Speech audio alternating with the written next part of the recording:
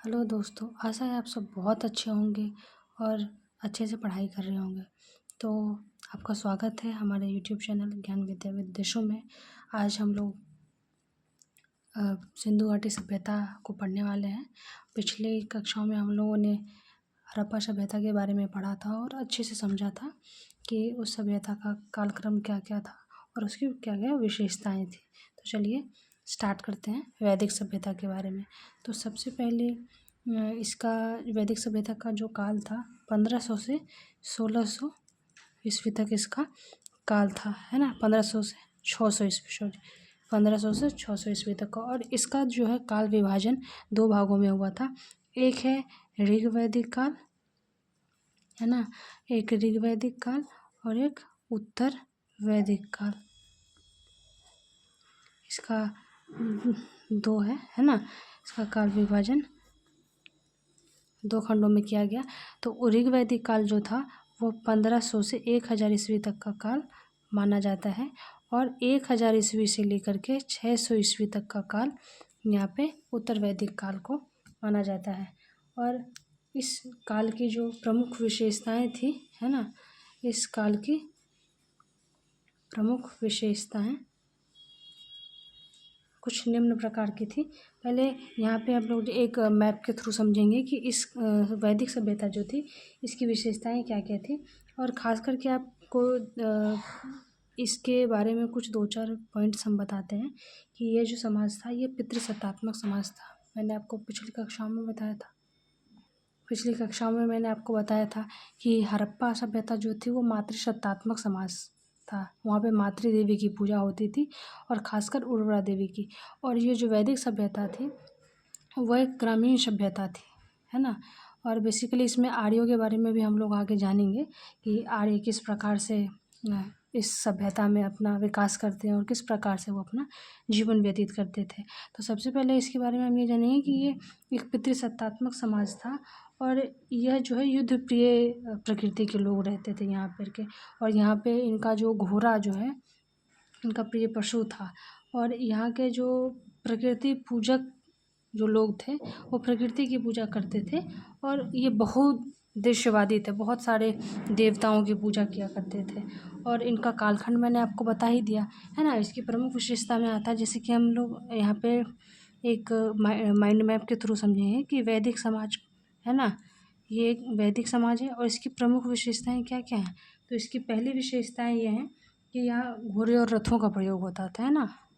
चलिए हम लोग लिख लेते हैं घोड़ा और रथों का प्रयोग, ये इसकी पहली विशेषता हो गई, है ना। यहाँ के लोग घोड़े का ज़्यादा प्रयोग करते थे। यहाँ की जो जनजाति थी वह रथ के थ्रू अपना काम करते थे। फिर यहाँ की जो प्रकृति थी उसकी पूजा करते थे ये लोग, है ना, जैसे मैंने आपको बताया था, है ना, प्रकृति पूजक।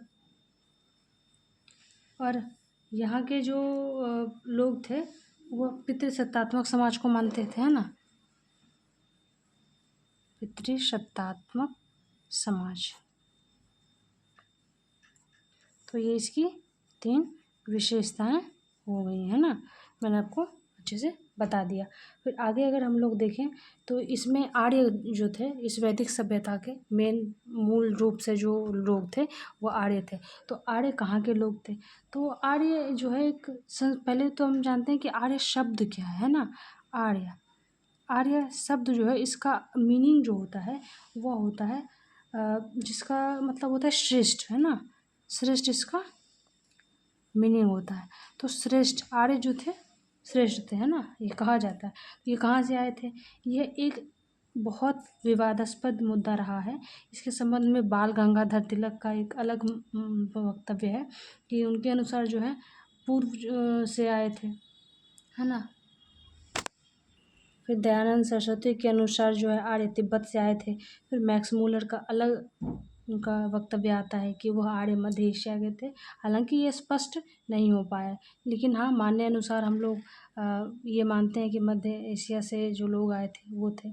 और भारत में आर्यों का भौगोलिक विस्तार जो था वह अफ़गानिस्तान की तरफ था, है ना।